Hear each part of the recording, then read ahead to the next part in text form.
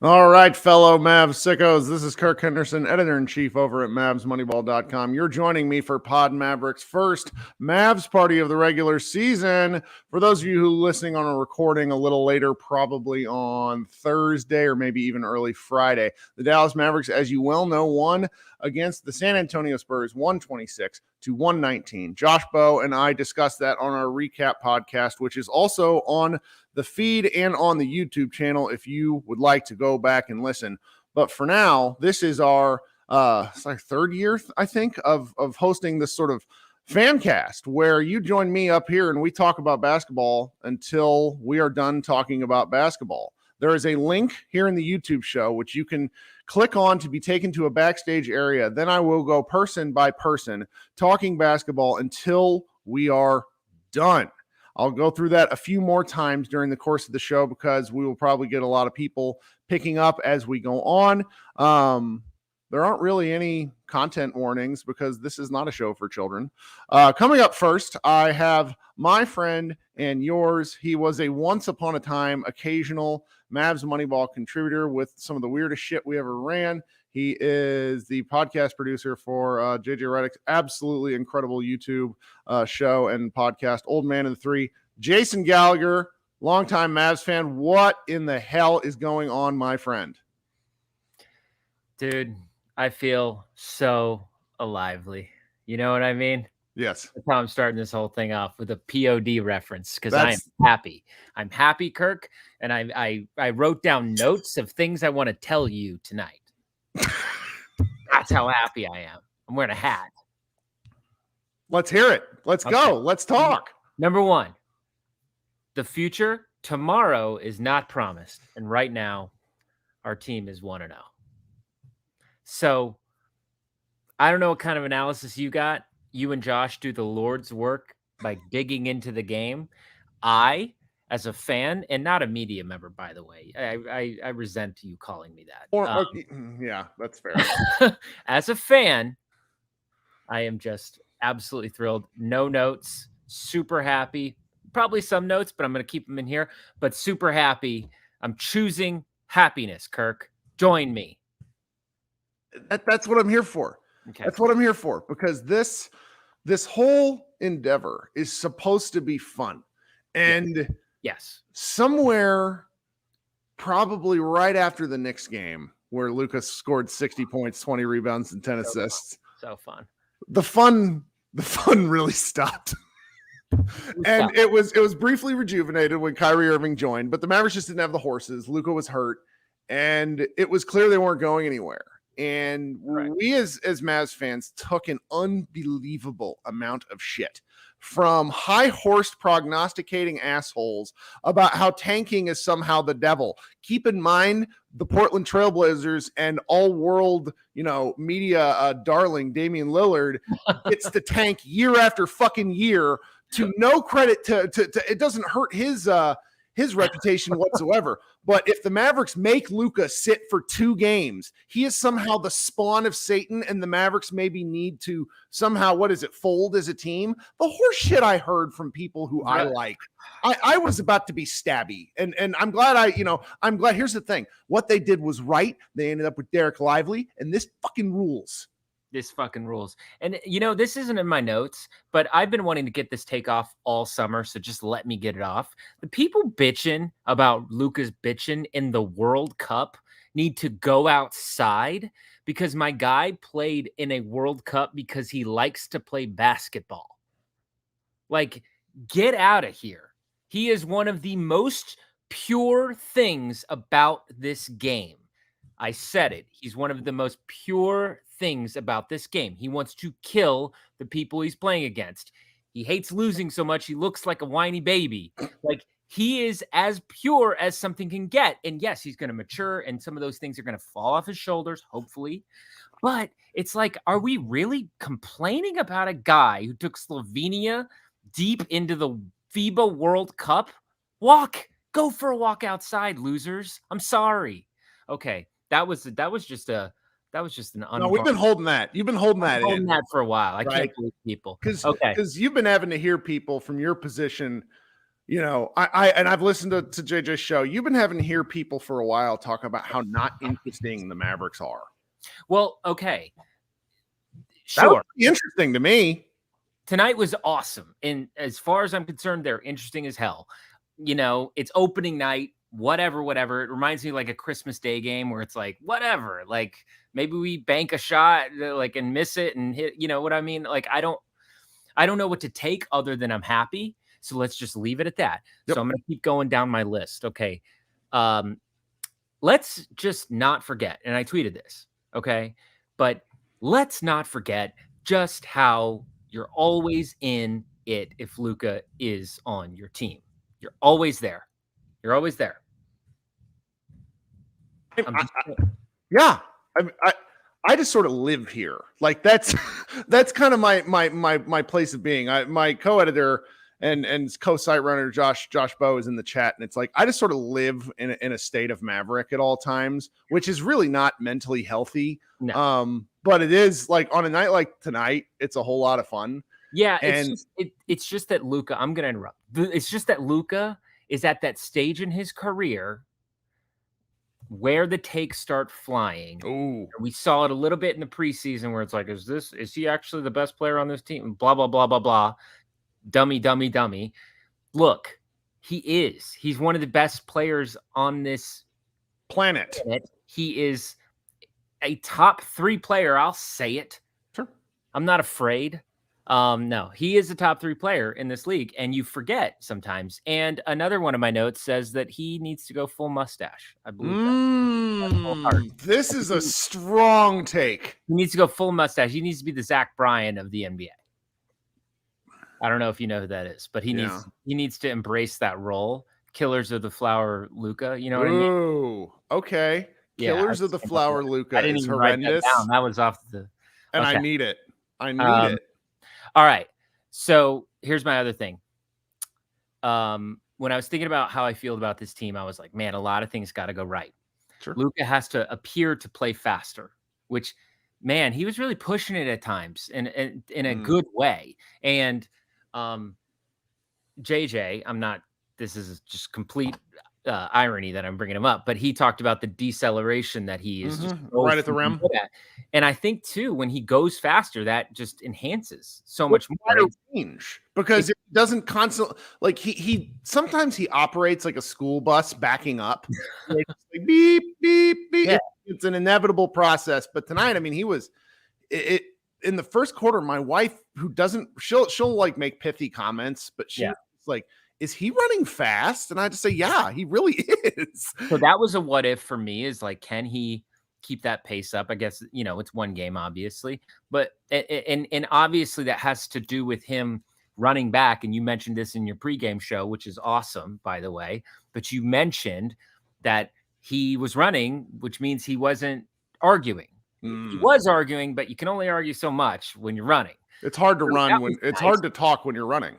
That's what I hate, running with people. I have a friend who's always like, let's run together. And I'm like, I'd rather die. The second big what if is Lively really ready to be, the offspring of Tyson Chandler and Hakeem Olajuwon? And I think he might be, my friend. Mm-hmm. Anyways. All right. My third, I don't know what number I'm on. It's fine. I want to say that Jason Kidd looks more and more like an AI rendering of himself. Is he taking the skinny person drug, like the thing that might kill people? As a Ozymandias or whatever the fuck it's called. He just looks good. His skin tone, he looks like he got a lot of sun. It was about as good a goatee as I've like. It was just, no notes. He looks like a fake human at this point, and that's fine. Grant Williams was a calming presence, I felt. you guys had mentioned that layup, and it got me thinking about what you and Josh had said about the formula of the Dallas Mavericks. It's Luka, it's a rim runner, and it's shooters. It's really nice when those shooters can do other things, though. You know what I mean? Like we've had shooters that really, really struggle to dribble and to shoot layups.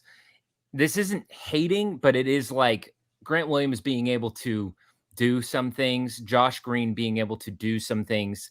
That was nice. I don't know where you okay.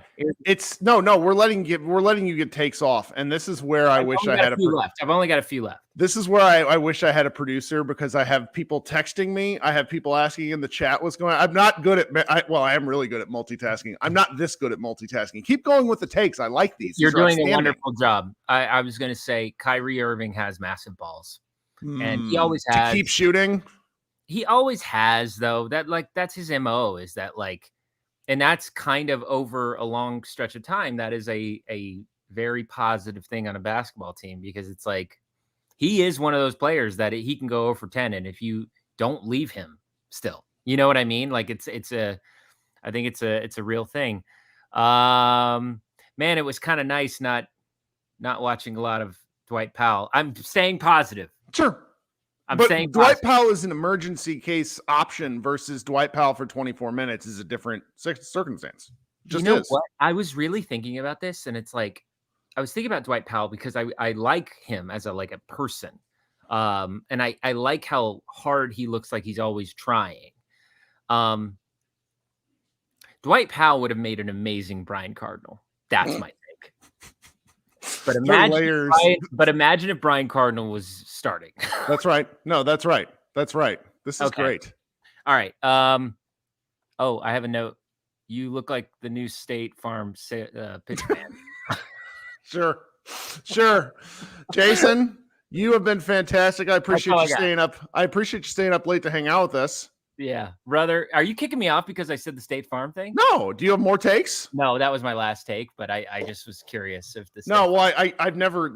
Only the second time I've had this happen where I keep getting notifications that people are attempting to join the room, but the waiting room is full. So it's cool.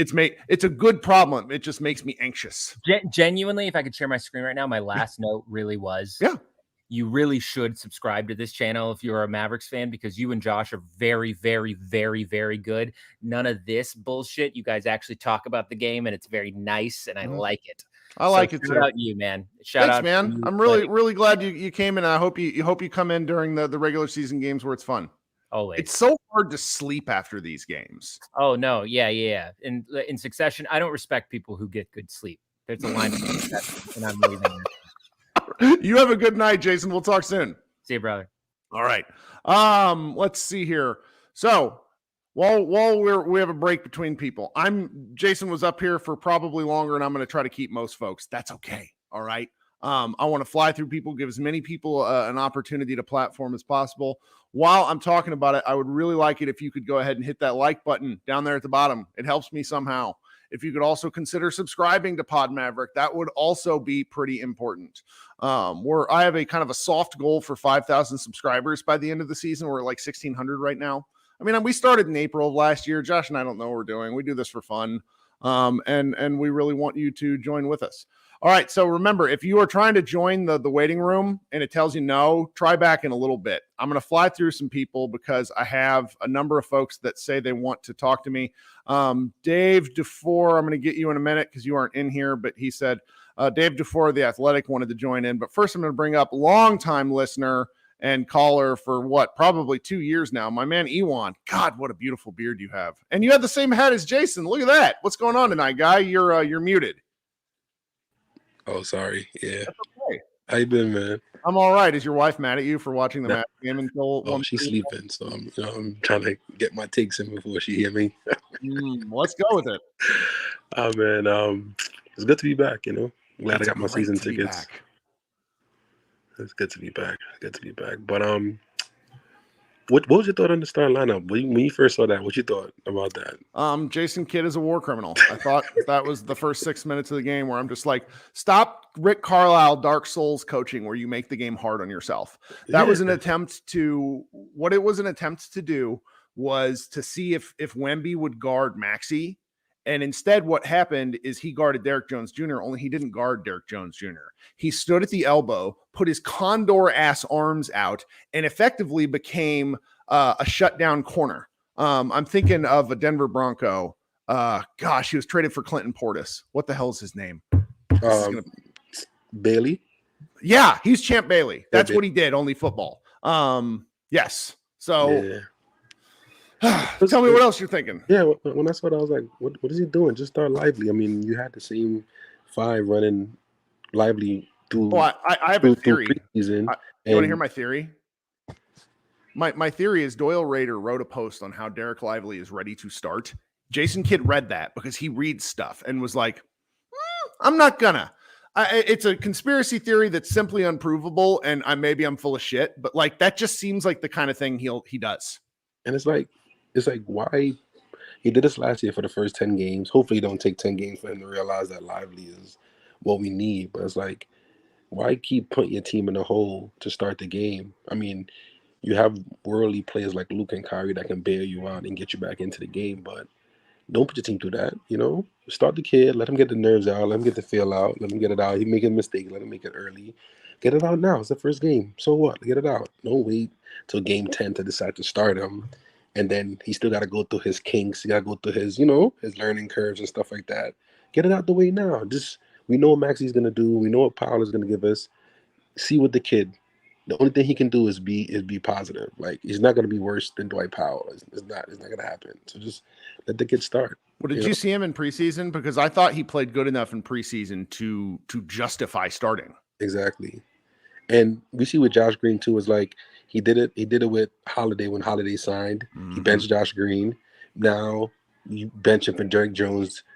Like Derrick Jones is not even out there. Like keep the three ball handlers on the court so you have options to move around and attack the offense more, especially with Lively not really having an offensive game.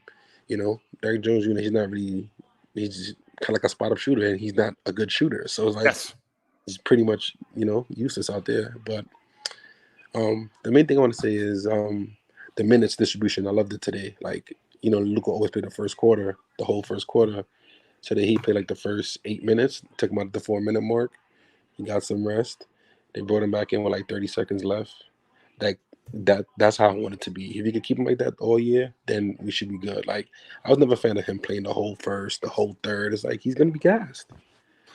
Well, in the minutes distribution, he only ended up playing 34 minutes. And he talked about before the game sort of how the minutes would be different. And I'm curious if that's a thing because they're worried about his calf or if that's a thing because they are really trying something new. I hope it's trying something new because you want Luka to be able to play 38 to 42 minutes. You don't want to have, like, he doesn't, if he has to play that many, it's just that things are not going to end up well. Do you know what I mean? Right. I mean, and if that's what he's going to do for the whole season, is like, change it as the game goes, but don't have a set. That's right. Like parameters for every game, like first quarter every game, third quarter every game. Like if it's going well and the team's flowing, like you take them out, pull them out early, get them some rest. Let the team do their thing. Like you don't have just set times for him to be in and out the game. Well, so they actually have to do that. Because if players like kind of thrive on routine. So if they're gonna, but what you're kind of implying here is as long as they can be a little bit less rigid with the routine. And that's where it felt like they were such a slave to it because Luka would be gassed at the end of the first quarter. Exactly. And what else I gotta say? It's like with Lively, you see like that stuff that we've been missing, like the ability to finish, the activeness, just the impact of him being on the floor, and like him and like Grant Williams are like glue players that we need. Like we had glue players like with Finney Smith. Yep. Just like the last guest said, Gallagher. But these guys, they do more like that you may not see if you're not watching the Mavs game. You know, you may see the box score, you be like, oh, he had 15 points, oh, he had a good game. But if you're not watching the game, you're not going to see the impact of what they was really doing. And you can see once Lively was in the game, our defense was completely different. And Grant Williams, he frustrated Wembanyama a little bit, and you need that, even if it's for a few minutes a game against the best players on the opposing team. You need that, And you see that Grant Williams, he's somebody that's gonna fight and capable of making an open shot, not even just a spot up shot. He can catch, reset, and make the bucket. You know what I'm saying? So, and that's something that we've been missing for the last few years, but. Yeah. Well, I'm really glad you're back with us again. It's kind of weird. This is gonna sound weird. I'm like 40 years old, and I had the Mavs Moneyball staff over a couple days ago, and it's like a bunch of people that talk to each other online but never really get to see each other. And like once you get to a certain point in your life, it's like no new friends. Like I'm too old to like meet people. And then it's like where I live, even in Dallas, like a lot of my neighbors aren't Mavs fans. So it's really great to be able to talk basketball with people. It's lovely. So I'm really glad that you're coming in and staying up late with us. Do you have anything else before I hop on to somebody else? Lastly, I mean, I know we love playing fast. I don't have a problem with playing fast, but if you're playing fast and we're sloppy, just let Luka do his thing. Because when Luka do his thing, as we saw in this game, he just, like you said, the school bus with the N1, the slow two-step, and the N1 bucket. Like, he's so smart. And he went like, after he made that N1, he was like this, like, I'm too smart for this. And we seem like we got capable players that, are very, I would say, all basketball players are high IQ, but they're more on the level of what Luka may want around the team with him. You know what I'm saying? So once you have those people that can somewhat seize things ahead of time, like how Luka does, then I think we're gonna have a great season. So that's right. Well, man, you're great. Thanks so much for staying up late. All right, man. See you on the Friday. Oh yeah, we're here Friday. Talk soon. Okay, coming up next, then we're going to bring up my guy Austin, who is a former Mavs Moneyball contributor, now writes for International E Magazine, and I occasionally break into hanging out. What's going on, dude? Austin can't hear us, can he? What's up, man? There we are. I'm so sorry that I had. Can you hear me? I can now. It's a little bit of a time delay for some reason. Sorry, I had two tabs open. I think it was holding me back. Well, we'll let you cook. Tell me what you're thinking.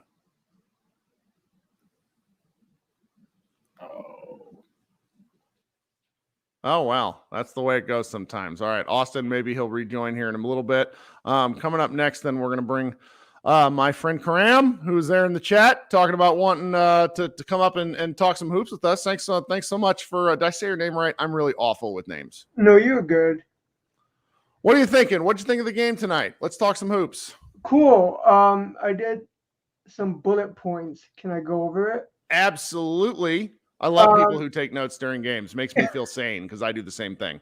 So one of the things I noticed was Luka didn't bitch at the refs.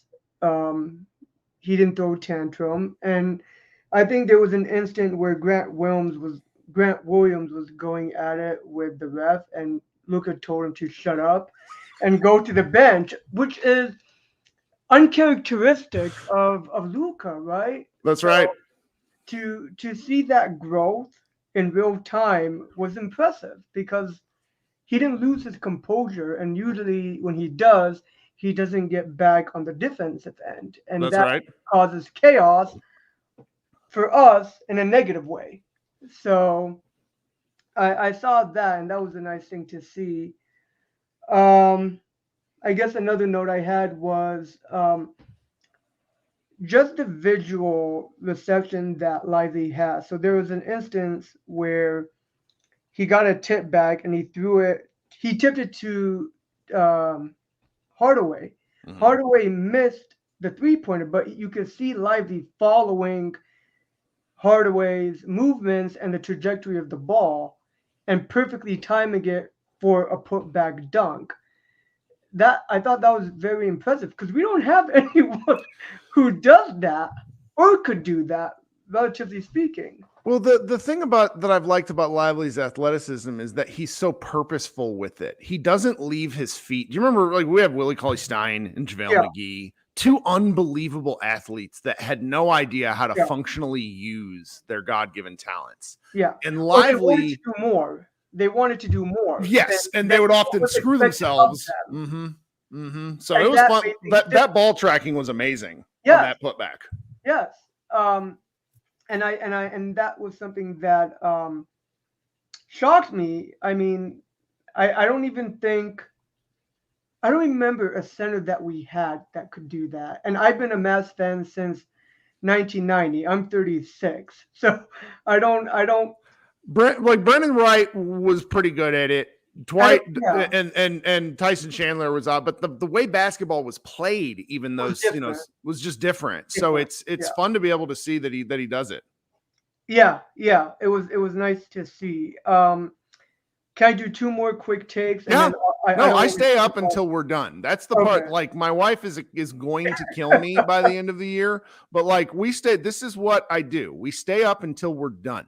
It's great. Fantastic.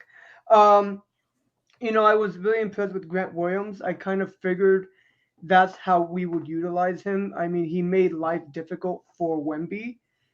He helped contribute to what I think Wemby had 5 turnovers. So he helped really contribute to that. He was a big body that was important to really make Wemby's debut not so fun. And he made timely threes. I mean, I don't have the box score, but I think he has 17 points and 6 rebounds. Yes.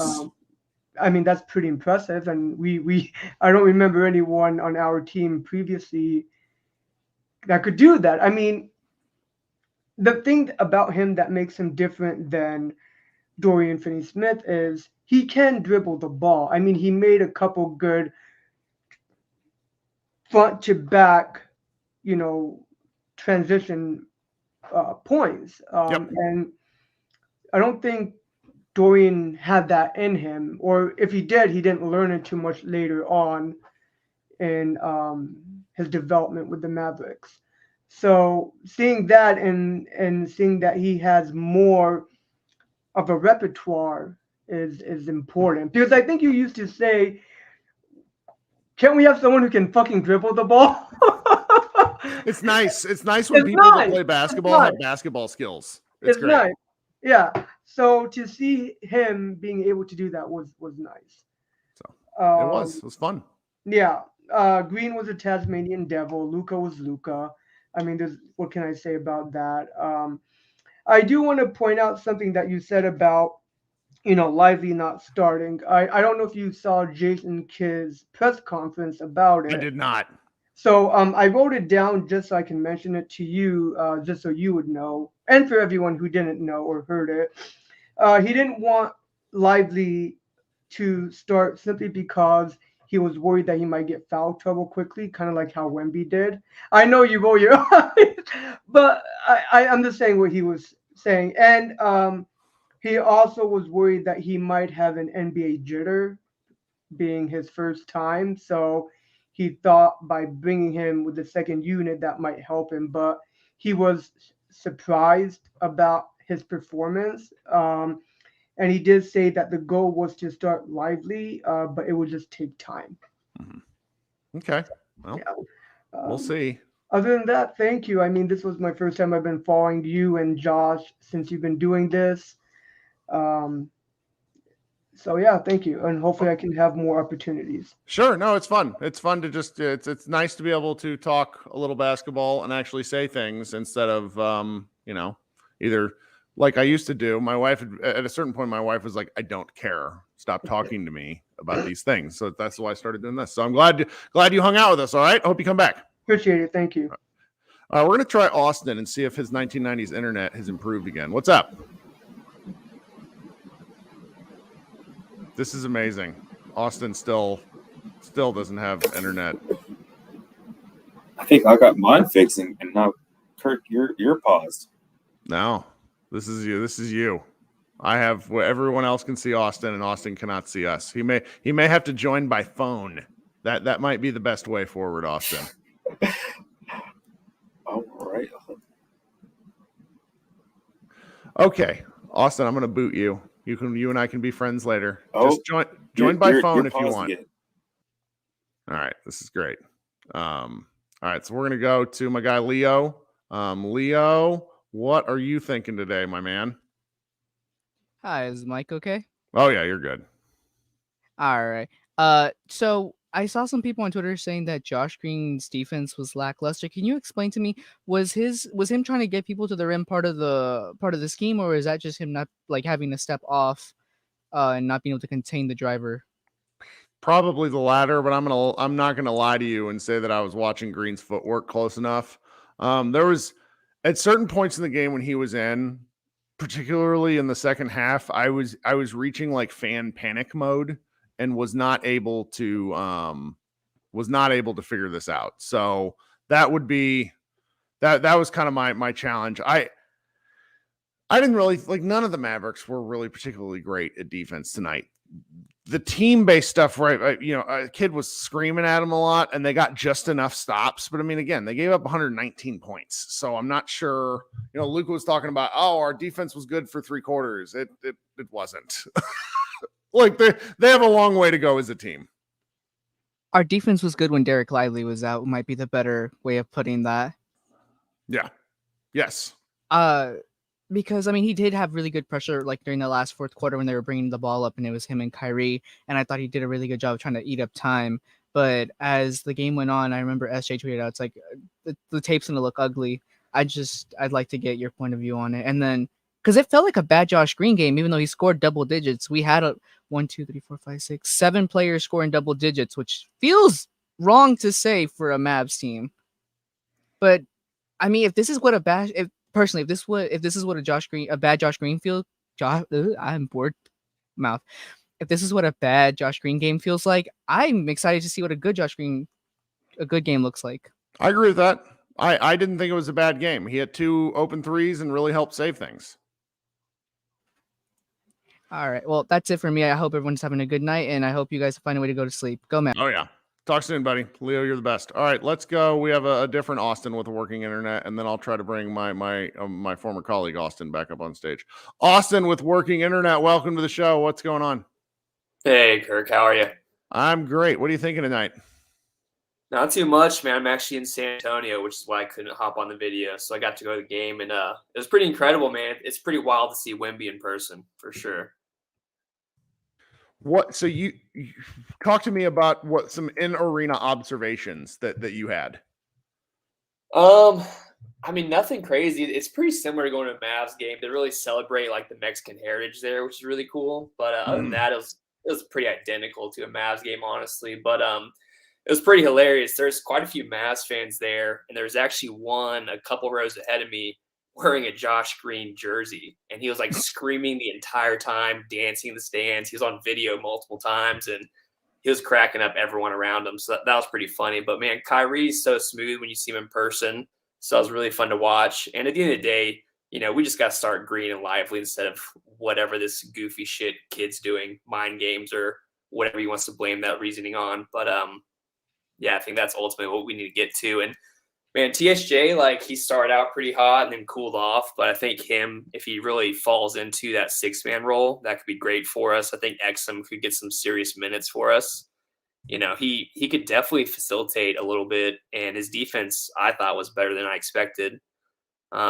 And yeah, man, Devin Vassell's a stud. I don't know if you get to watch him much, but he's pretty incredible. He was amazing tonight. And a lot of people, I think, didn't know who he was. And when he signed that extension, like, why are you paying Devin Vassell all this? That's why. He was awesome. If he would have gotten more shots, they might have won. He's oddly, like, never talked about in the media, but he was incredible to watch. And, like, he's a guy where if he was on this Mavs team as our third option, like, we could probably contend with someone like that. Like, he's so smooth. It's pretty incredible. And then the only other frustrating thing I'd say in the game is Jeremy Sohan. He's a fun player to watch as well, but man, he falls down more than Embiid does. Like he's kind of wild. He's really a wild basketball player, and it works both for and against him. And as the game wore on, it really started working against him, I think. Yeah, for sure. And you can tell he's getting frustrated by it. That's right. Oh, cool, man. That's all I got. I'm jealous that you got to go to that game. That's a hell of a game to go to, man. I got to fib a little bit and pay for it on the work time. So That's got even to take better. advantage of that. Good for you. Yeah. Well, I hope Yeah. you come back and join us in other games. All right. Will do. See you. All right, talk soon. All right, now we're going to try my friend Austin again, which I had him switch devices. Sometimes that works. So, Austin, what about now? Can you hear me now?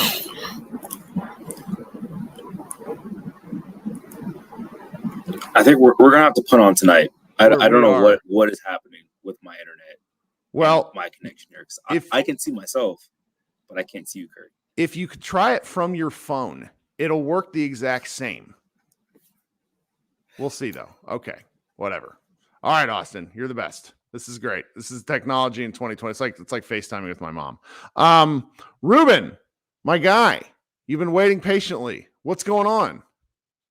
Oh man, just here to bring the positivity. The Mavs got a game 1 win, and I don't know how long. I feel like it's been a long time. It's been a very long time. I was like, man, are we finna lose to the Spurs because of the hype of Wemby? Like, certainly felt that way. Okay, before you tell me anything else, I need you to help me with something, because you sent me a link today. You sent me a link today with it. It was the Mavs social media video. Can you talk me through that a little bit? Tell the whole crowd what was going on, because I want to give you some props on this, because I'm pretty sure it was you. Yeah. So I did the beat. It's a song called Ice Cream Paint Job by The Road. We're both from Dallas. He actually, we're born and raised.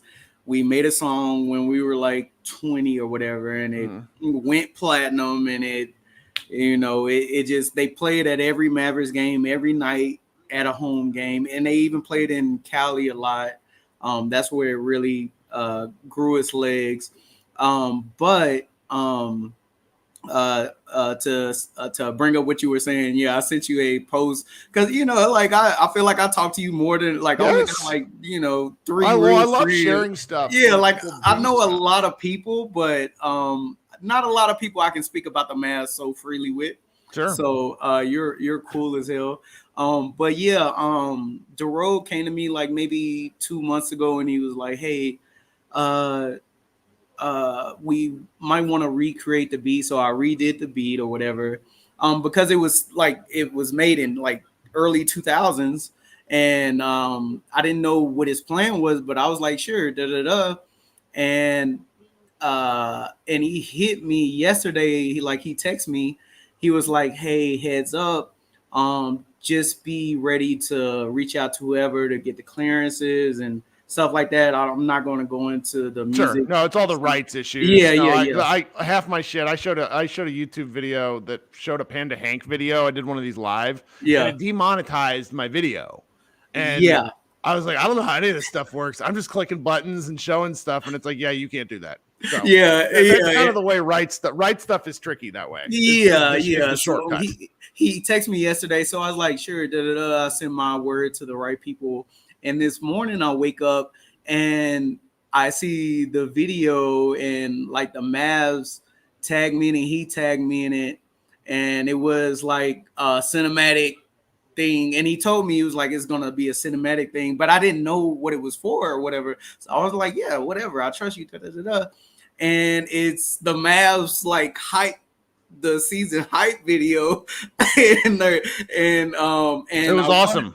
And I want to give a shout out to is another guy that's Dallas based that remixed it, everything, and I reached out to him and told him he did an amazing job. So I hope he watches this, and just let him know he did an amazing job on the remix and everything. But yeah, it was just something that just came about. It's awesome, man.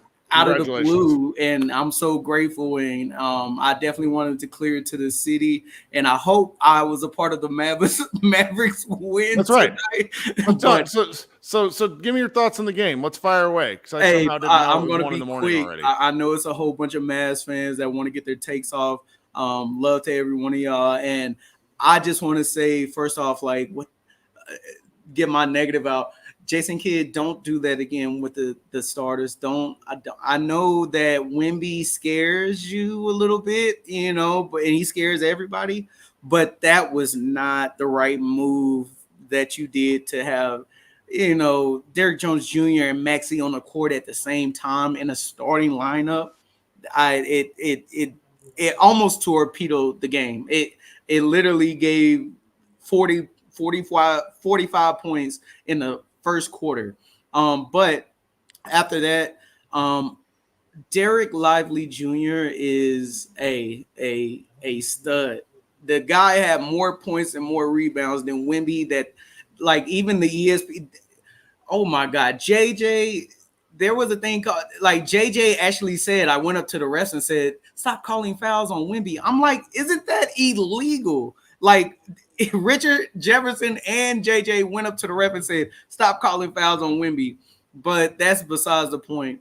But Lively is something the Mavs haven't had with Luka in so long. And Derek Lively is good, but Luka is going to make him great. I don't want to go into detail until I see some more games, but he will feast. Like, Luka will set him up with a platter. He is literally like, if he can average 10 and 10, he's averaging 16 and 10. Yeah. What's your thoughts on Lively? Just Lively, period. If they're able to do what they're able to do tonight, and the Spurs may not be a great example because obviously Wemby exists, but the Spurs also aren't that good. If they're able to replicate the kind of stuff Dwight Powell was able to do, but over a slightly longer timeline, it forces defenses to adjust, which makes the rest of what the Mavericks are trying to do on offense easier. Luka had a couple of shots at the rim tonight that he wasn't getting by the end of last year. Like, right at the rim type layups. He had one cool pump fake, that sort of stuff. And so that stuff gets easier if Lively's functional. And my kind of baseline for him, if I'm just like throwing out numbers, would be like kind of a 7-7.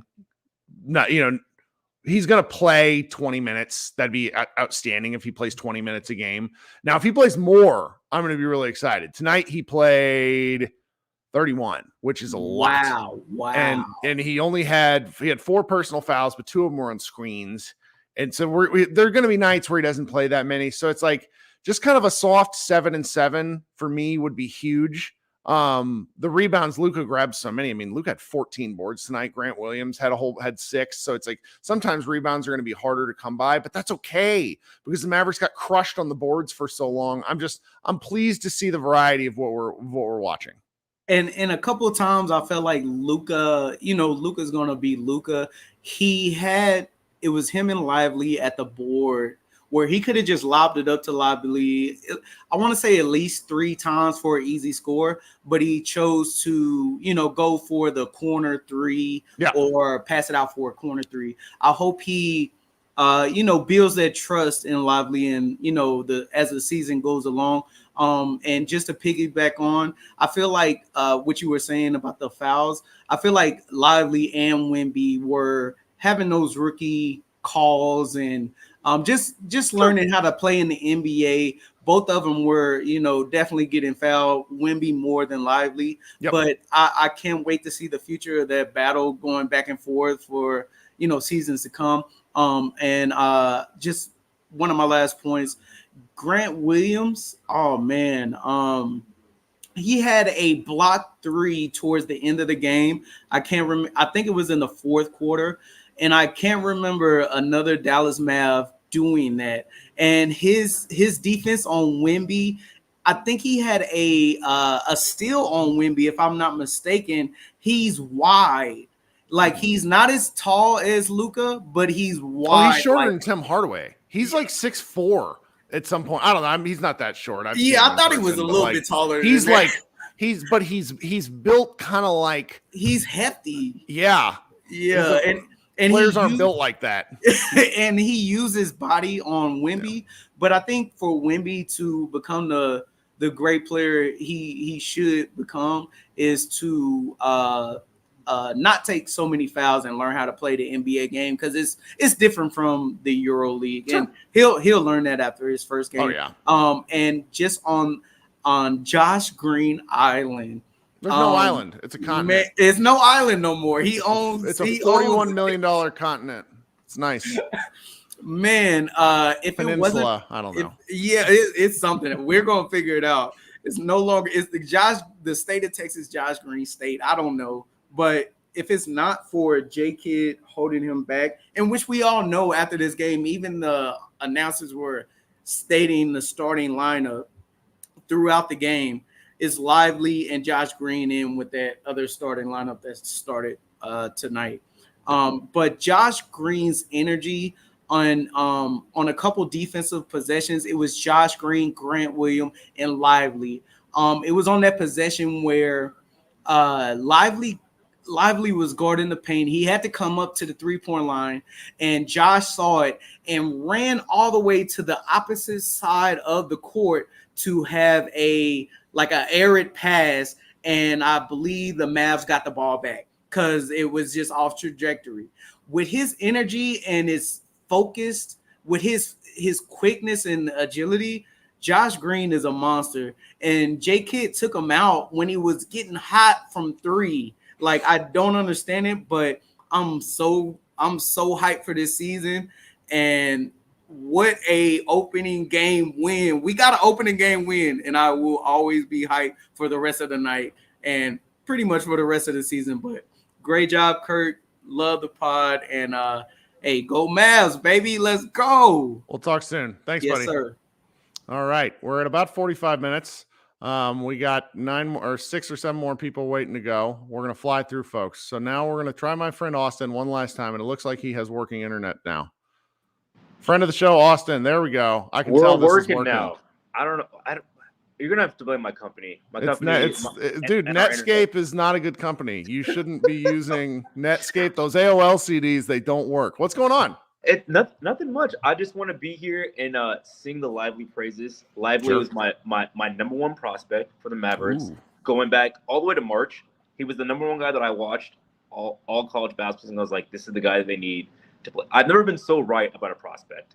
I thought he was gonna be good. I didn't think he was gonna be good, like, obviously immediately, but just everything that everyone likes about him, his demeanor, the way that he goes about basketball, his size, his skill set, his basketball IQ, that all translated in college in the second half of the season. I think he had a very strange college season just because he got hurt early on, and then he played against another really highly touted big man who was a really good big man, who was a good offensive big man who posted up and played close to the basket, who's going to come out next season. So he didn't touch the ball a lot, but by the end of the season, he was the best defensive player in college basketball. Mm-hmm. And I think it's really translating now. I mean, he just had, I want to say, I need to confirm it with somebody who's watched some of the 80s Mavs, because I didn't watch that era of the Mavericks. That was the best rookie debut of any Maverick in franchise history. It was one of the best rookie debuts ever. So StatMuse said first rookie in over 40 seasons with a 15-10 on 80% field goal percentage in the season opener. And how many of those came in a win? That's a great question. I don't know. And were they also? He played 30 minutes. If you would have told me Derek Lively played 30 minutes in the season opener, I'm like, I guess we're doing well. I mean, kid trolled the entire fan base with that starting lineup. The starting lineup was funny. I got the idea. I think what he wanted to do was to save Derek Lively from foul trouble, and also that San Antonio crowd was crazy because they were nuts. It was great. I loved it. It was great. It was a great matchup, and also it's the Wemby debut. It's one of the most highly touted or most anticipated games in NBA history. Yeah. And I think he didn't want Lively to get into foul trouble. Now, why Josh Green didn't start, I don't know. Derrick Jones Jr. that's just not the answer. But if you look at the minutes distribution at the end of the game, the top 5 players in minutes were Luka, Kyrie, Josh Green, Grant, and Derek Lively, which at the end of the day, like that's what you want to see. You want to see your 5 best players playing the most minutes, and I think Kid got it right towards the end of the game. He just, he did the typical like Galaxy brain kid decision to start Maxey and Derek Jones Jr. But I think what happened is like everyone realized that Derek Lively is just that good. They couldn't keep him off the floor. Like he was so good, and he was so good to the defense. Like his rim protection, he just deters everyone from the rim. His rebounding, the way he boxes out, the way he runs the floor, and the way he was also good on offense. I did not expect him to be good on offense at all. I was like, if he does anything on offense, it was going to be additive. Yep. But he was like a positive factor on offense. He was, I don't know, their second, third best player to today. I mean, it was very, very impressive. Like third high score. Yeah, he tied with Grant Williams, 17. No, that's Tim Hardaway. Sorry. So he had 16 points. So he was their 5th highest score. It was great. You're right. I was very impressed. I was very happy to see that he's already what they needed him to be. Because honestly, if they didn't have him, they wouldn't be very good. When he was off the floor, it looked like their defense from last season. That's right. Atrocious. Well, I'm gonna appreciate you sticking through and pushing through. I hope you come in here again. I also hope you go change that fire alarm battery that's beeping in the background. We can hear that too. I'm absolutely for it. It's my ceilings are like 15 feet high, so I have to call somebody to come change it. Oh no, dude! When I moved into the house that we bought, the chandelier in the like the entryway, none of the lights were out, and my wife asked why that was, and the owner said, "We don't own a ladder." And I'm like, "What are you doing owning a home and you don't have go buy a?"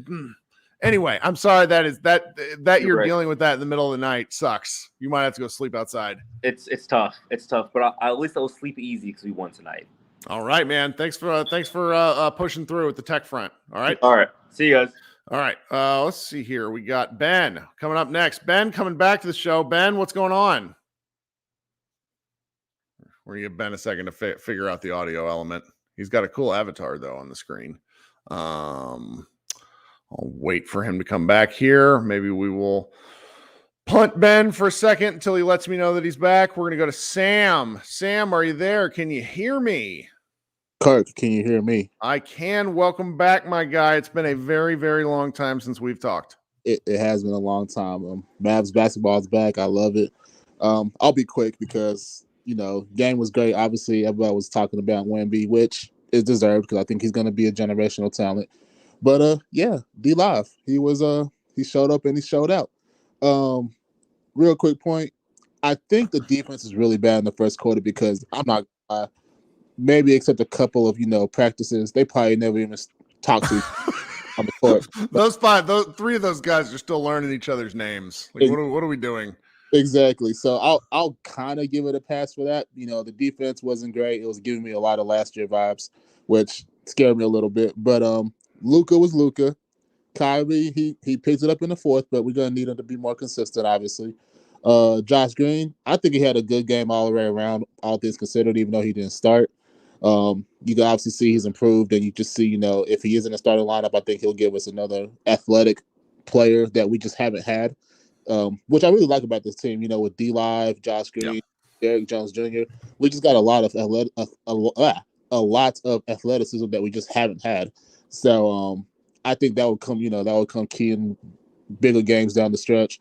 And the defense in the fourth quarter, I think all things considered, was pretty good. They were moving around. Grant Williams was around, just blocking shots, just being aggressive. Luka was actually playing some pretty good defense down the stretch, so I'll give him credit for that. I didn't see him bitch as much except a couple times in the fourth, so that's good. If he can, I'm praying to God he can keep that up the whole season. And other than that, if we can play like this all year, Tim Hardaway give it Tim Hardaway take it away. He was hot in the first quarter and a half, and then he sold the rest of the game. I'd like to see Seth Curry get some more playing time if that's the case, but maybe Kid had his reasons, so I'm not even going to complain about that.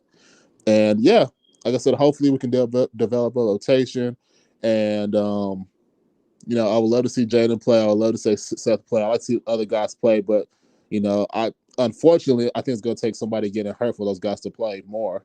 which is going to happen, unfortunately, just because that's just the way the league works nowadays. So yeah, I think we'll be in good shape, and I'll take a season win. That's all, a season opening win. I'll definitely take it. Sam, you're the best. Thanks for hopping in and hanging out with us. Hey, have a good night. All right, you too. All right, coming up next, we're going to go Krishna, then we're going to go Ben. Actually, you know what? We're going to go Ben next because we're going to see if Ben's audio is back now. Ben, are you there? Yes. Did I get it working now? There we go. What's happening? Tell me your thoughts. Hey, sorry. I got my bad headphones. All right, I'm good to go. That is just fine. Compared to Austin's internet problems, some little audio breakup, we're going to have. It's fine. Absolutely. Yeah, it's been a while because it's just been down on things ever since the last game I went to was we played the Suns early in December, and it was a great game, and it was the last good game I can remember. So it's been kind of a doldrums for a while, but the problem was always that I saw was, especially after the Kyrie trade, obviously, like we couldn't put a single lineup on the floor that could do any of the switching defense stuff. We were not in passing lanes. We were not bothering anybody in the paint at all, And so now we have what looks to me like several of those lineups that we can put out with different guys at different stages of the game. And even if we're not just stopping teams for 4 quarters, we're getting timely stops. And it's only one game, but did we ever get a timely stop in the last 20 games of the season? Ever? No. Or really the entire season. So yeah, exactly. I mean, when you look back 2 years ago, like when the Western Conference team, like we could, when we started the season, it was kind of like, our record was okay, but we didn't feel great. But then when we looked back by the end of the season, it was like, hey, we were playing pretty good defense. We ended up sixth ranked defense that year. Yeah. So now we're in a middling offense statistically, right? Like 15th or something like that. So now we have those lineups. So that's huge. We can actually get stops. And what happened? I mean, the end of the game, we got 2 stops and Luka hits a stupid 3 and it's over. That's the kind of win we haven't seen in a long time. And so anyways, Lively with that double-double, y'all just talked about it. I think everybody's talking about it in the chat. They posted up on Mavs on Facebook or something about how the last Mavs rookie to do that was Mark Aguirre in '81, which is a double-double in his debut. Yeah, the second year of Mavs existence. The team, exactly. Yeah. So it's been a while. So yeah, man, Lively alone gives us hope again. Like I said, I saw that game last year. I didn't have any hope for the rest of the season after that, and now it's like, we can look forward. We can talk about things in a positive way, like what might happen. And basically, before preseason or even like after summer league, right? We were all saying, "Oh, Prosper's going to be the guy that plays earlier, right? Lively's going to be the one that's going to have to figure it out." And well, it looks now like the tables have turned a little bit, right? Like, so we still have Prosper to look forward to, right? Like, no, I mean, Hardy didn't play either. I mean, there was Holmes got no minutes. Granted, Hardy, they say on the box score it says sprained left ankle, so maybe they just didn't want him to push it. It's like it's nice to know that there's still options. So absolutely, and I mean Grant Williams, like coming in slow start a little bit, but he came in and basically had a textbook Dorian Finney-Smith game that took 6 or 7 years for us to expect from him. You know what I mean? That's right. So that's huge. Exum didn't really play much, but one thing I didn't hear anybody talking about in the preseason games with him was if you just look at his stat line, I mean, he was, I think in those 3 games, 20 minutes a game, I think he had, and he was like 7, 7, and 7, like very steady, like a little bit of scoring, a little bit of rebounding, a little bit of assisting. And I think he's going to play a factor as the third point guard, when we do need to, in the middle of the season, get Luka and Kyrie rest. I don't know. I think he's going to factor in like that. So we'll see. I don't really have a lot else to say except it's huge to win in the Hardaway curse that we're trying to lift. Well, hey, he kept us alive in the first quarter, and really, there's a secret. There was I talked about this in the last show. there's like a secret Jason Kidd curse to start the year. Like he can't win games. He was 1-6 in his previous 7 season openers. So it's like to get a win is big.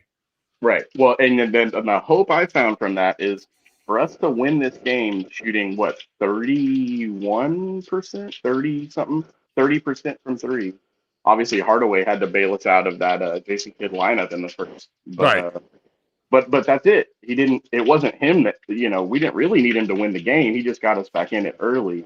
So we have hope for that as well, that there's not that weird stat where Hardaway, you know what I mean, is so tied to our success. Yep. So I don't know. I think that's all I got. I know there's a lot of people want to talk. Good to be back. Appreciate you hanging out, Ben. Hope to see you again this season. All right, man. Go Mavs. All right. Coming up next, my guy Krishna. Krishna, what's up, dude? It's 1:15 in the morning. We're still cooking with gas. What are you thinking? Is it actually? Yes, it is. I didn't even realize. That's fine. I haven't been allowed to sleep since my child was born. So. Oh no. How are you, Kirk? I'm good. What's up? I'm good. I missed the first half of this game, and then I But you only saw the fun parts. Yeah, I mean, I was glad I didn't watch it from everything that everyone was saying, but I'm happy, Kirk. I didn't think I was going to be happy. I remembered we lost the last 2 openers pretty well, I guess in different ways. We lost them in ways that were frustrating. Yes. In completely different ways.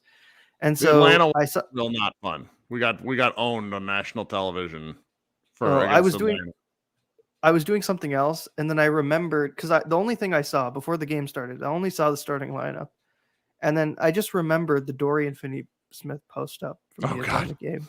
I love Dorian. Look, I love Dorian. I was very sad when he got traded, but I just started having like flashbacks. He had 1 post up all previous year, and he had 2 in the first half. I remember that. That sucked. Because I didn't see the game, so I was just like imagining that, and so then I came back and I was like, this is not horrible, but this is not great. But either way, I was obviously like everyone. I think I was frustrated by the starting lineup, but kind of the thing that I felt was more important, and we saw it through the rest of the game, is the best players just played the most minutes. Yeah. If you just look at the minute rotation, and I think it's awesome. Lively, like actually contributing, and I think everyone is 50-50 on Josh, like depending on where you are. But I think that heater 3 he just launched up that had it had no reason to go in, and it went in. It felt good for his confidence, and I think there's still positives in that. I think this defense can improve. I think part of it is just putting rotations that make a bit more sense. Like it felt like that starting rotation really stifled any offense, and it didn't really provide the defensive stability I think Kidd was thinking or expecting, which I feel like most people would have said that, but it's in the past, you put it away. Right. But what's positive is that, the best players played in that final 2-minute stretch, and it clicked on both sides. Like they made the baskets they needed to, and then they had the stops that they needed to. And it just felt really good to see that things can click. And yes, we don't know where the Spurs are going to be. They're probably not going to be, a competitive team. But, we had 6 guys score in double digits this game, which I can't remember the last time that's happened in a Mavericks game. And you just had people contributing in moments where they needed to. Like Grant Williams was surprisingly great on the offensive side of the ball. Like he hesitated at times, but you felt like he grew into the game himself. And, Kyrie was frustrating, I think, for a lot of it, but you saw him get way better towards the end. And then shots just weren't falling. Like that was all it was. Like he didn't necessarily he was passing the ball. He rebounded surprisingly well. It just wasn't, it's a different deal.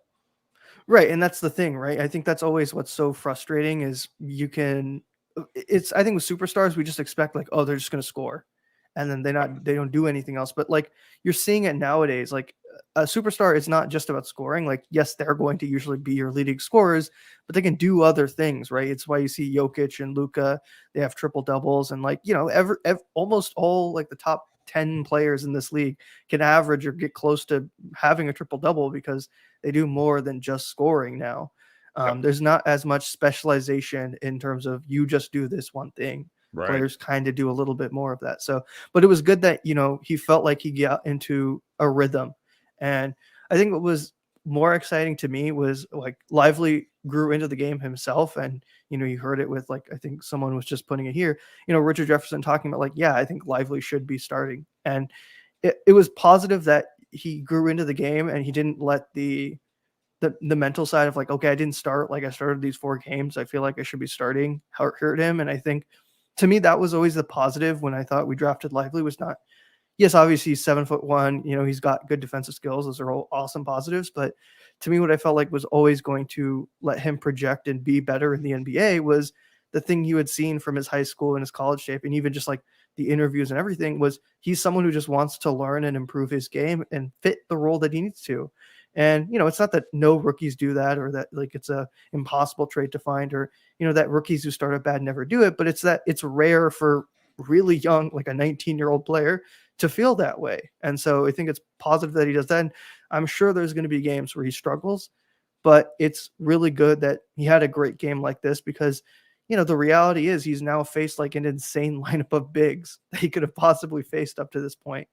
And it's positive, right? I think the thing is you got the win and you had positive contributions, and the things that were negative are there, but I feel like those are more in control for the Mavericks rather than things that you can't change, right? I think a lot of it is more lineup and rotation dependent rather than, oh, we need this kind of player.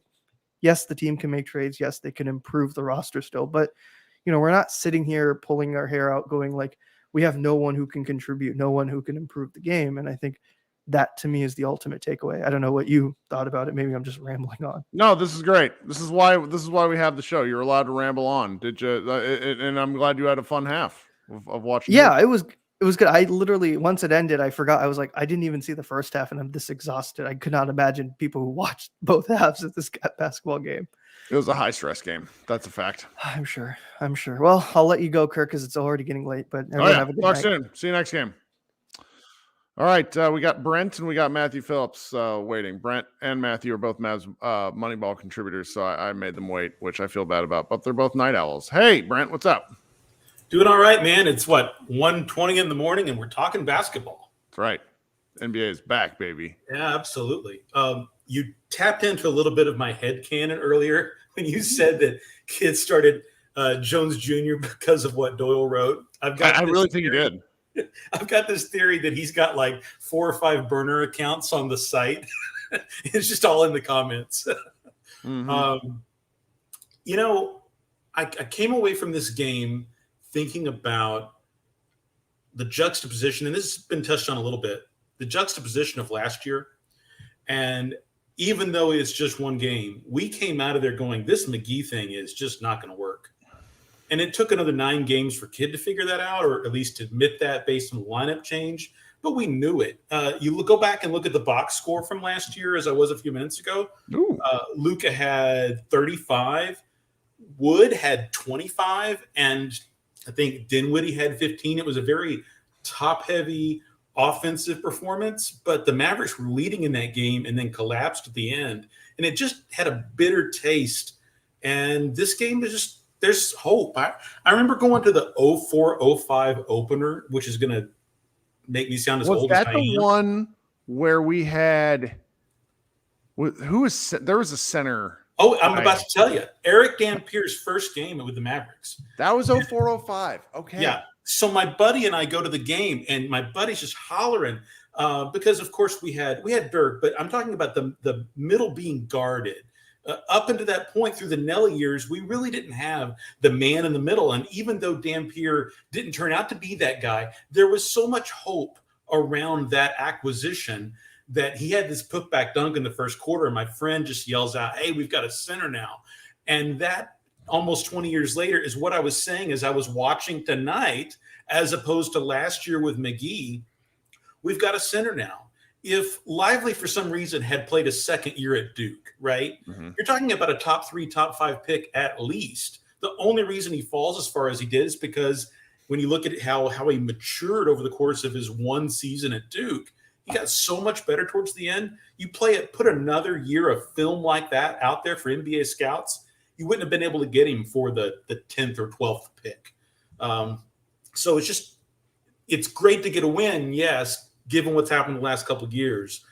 But are we going to look back at tonight at the end of the season or in a few years and say this was maybe the start of the second phase of Luka's career because of Lively? That's the rosier possibility on the timeline here because of what he represents in the middle. We've been devoid of a center that can be more than one thing. We've been trying to have 3 or 4 guys that can be the bullpen, the center rotation. Okay, you be the rim runner, you be the shot blocker, you be this, you be that. We finally have a guy as he matures this year, and I was kind of hoping Walker Kessler kind of first year would be amazing. Maybe we get better than that. Yeah. That would be awesome. The Walker Kessler standard, I think, is what I'm shooting for after one game of overhype. Because it's like my friend Ruben was on a little bit ago, and you heard him say, is 10-10 too much? Is 10-10 too much? And the answer to me is yeah. Now, do I think it's a possibility if he gets the minutes and stays out of foul trouble? But 7-7 is more reasonable, I think, to me, and I think he can do that. And I have no idea what Walker Kessler's numbers are. I should probably look them up. That would make me a better podcast host, but I'm not a very good podcast host. My reasonable expectation is that he plays well enough to where they win more than half their games. Like, I turned in my kind of, what did I say today? I said that I think they should win 44 games, 44 and 38 is sort of where I play, like 6 games above 500, That's where I am. Like, I don't have super high hopes for this team yet. It's one game, but right now, if you're excited, there's plenty of reason to be. Well, there's reason for optimism given how deflated we were after the opener last year, coming off the playoff run. The other thing I was thinking about when you were talking about the disingenuous nature of the flack that the Mavericks took from those 2 games late last year. Yeah, I hate it. It makes me mad to this day. I still yell at people about it. Well, I believe if we could peer into an alternate timeline where it wasn't the Mavericks and it was an Eastern Coast team that particular national person holds dear to their heart, I don't think they say the same thing in the media. I think it's anti-Cuban bias, anti-Maverick bias in general. In my Rangers kind of crossover piece a little while ago, we talked about how the Mavericks and the Rangers have never gotten national respect in the way the Cowboys have, even when they're mediocre. And you can hear it in the inflection of ESPN announcers, how they were just rooting for a Wemby win tonight to have that as a talking point, it felt like. It was so awkward because it's like they just decided that was the narrative, and I get why. It's so much of this stuff, and you and I've talked about this, but for the insight, for people that really want to know how content stuff works, so much of it is driven by search, by literal search. So you go to Google Analytics, you see what's popping, you see what people are interested in, and people search for like Victor Wembanyama. It's like it works, and so it's like they have to do it. It even means if ratings. He's not the story. And ratings mean money, absolutely. But one more thing about the tanking the 2 games last year. You're right about the Portland analogy, but I really believe if it was an East Coast team, the Knicks or whoever that they would really want to see in a similar situation, be pragmatic, they would be up in arms if that team didn't do what Dallas did last year. I really think it is selective outrage, and a lot of the national types don't understand that. And I wrote about this in a piece a few months ago about how this draft and this offseason that was largely based on this draft almost didn't happen because of how close the Mavericks came with their D squad to beating the Bulls at home, which would have been absolute disaster. This almost didn't happen. And that's the dark timeline that was narrowly averted. Well, I'm glad they did. Any other thoughts this evening? No. Thanks, man. All right, we'll talk soon. Brent, you can read Brent's work at MavsMoneyball.com. He is writing something particularly weird that I'm looking forward to, and I'm not going to spoil it all. Coming up next is my guy Matthew, who is sitting in the dark right now, and he looks like a supervillain. Matt, what's up? Not a lot. Yeah, I don't really know why I'm in the dark, but I am. So there are 3 things statistically that I think are pretty interesting relative to that are way different from what the Mavs were last year. Sure. And they are, 1, pace. Obviously, the Mavs played much, much faster today than they ever did last year. They were one of the slowest teams in the league. They played extremely fast tonight. I mentioned it in the Slack. They seem to be a very, very concerted effort to get the ball back in after San Antonio buckets. Like it was super obvious to me. Also, they focused on offensive rebounds, which has been a non-Mavs thing for a really long time. The Mavericks averaged 7.6 offensive rebounds a game last year, and they had 13 tonight, which is so literally basically doubling what they do normally. And a lot of that was obviously Lively, as he had 5 of them. But that is a huge thing. I understand the analytics, the analytical argument that offensive rebounds don't correlate with wins necessarily. So I get all of that, but it is a way to get extra possessions. And to me, I feel like that's kind of a false equivalency, because it's, if you chase offensive rebounds at the expense of getting back in transition defense, then yes, it's a negative thing. But if you try for offensive rebounds when they're there and you get back, then and you still make a good effort to get back and everything, then it's fine. And so I do like that they went for offensive rebounds. I thought they mattered a lot. The Mavs got 27 shots in the fourth quarter, and the Spurs only got, I think, 18, which is a really big deal. A lot of that also, the Spurs had a lot of turnovers. And then the last thing, the Mavs have always been a relatively low assist against team. The opposing teams normally don't have a lot of assists. And I think that's a couple things. One, the Mavs run people off of 3-point shots. Like, that's always been a long-term thing. And a lot of assists are obviously kickouts and things like that. The Spurs had, I want to say, 33 assists tonight, which is a very, very large number. And I think a lot of that just points to the Mavs defense not really being all on the same page. Like, there were a lot of times today, and who you blame it on is just a personal preference. It's just, to me, the scheme, like, the guys just weren't kind of dialed in together. Like, they had a lot of trouble navigating screens as a team. And then the other thing is, I mean, with the struggles that they had as far as the team defense and everything, all of that being said, you mentioned kids' struggles in opening games. The biggest thing that I think today is he found the money lineup. This is the fastest he's found the money lineup at any point in his career.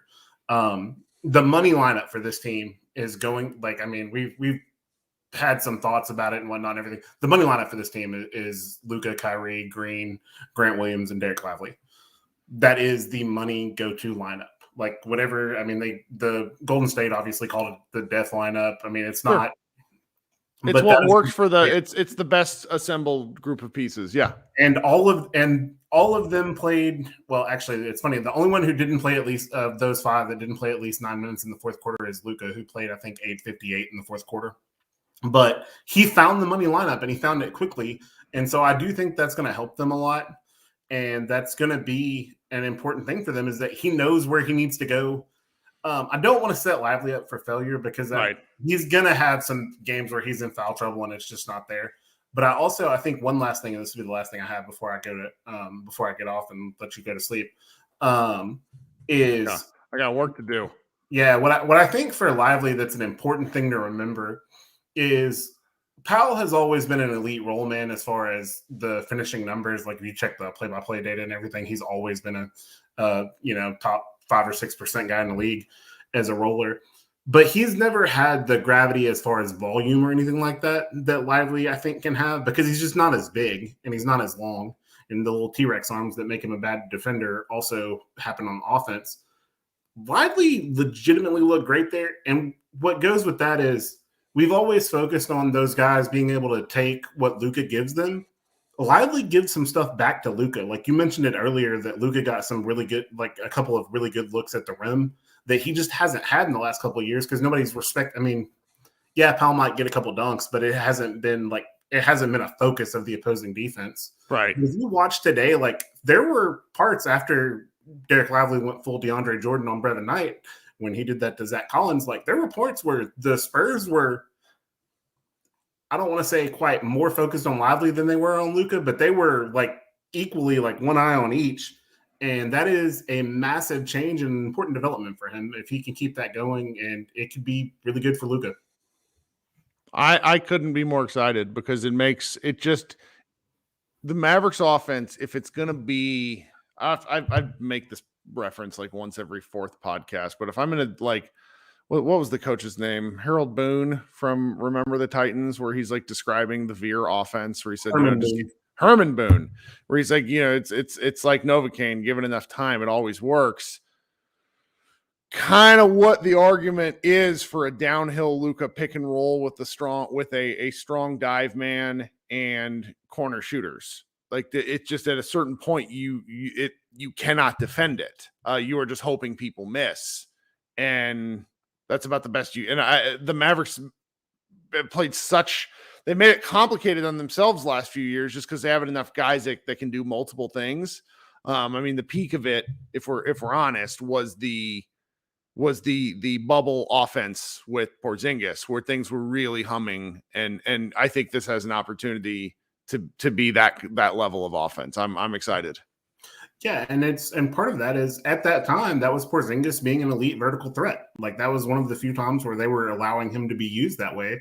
And there's just guys in the NBA don't want to be on viral. They don't want to be the negative viral moments. Like nobody wants to be. I mentioned it. Like Zach Collins he's not going to be super thrilled that he got dunked. I mean, he actually played really well today.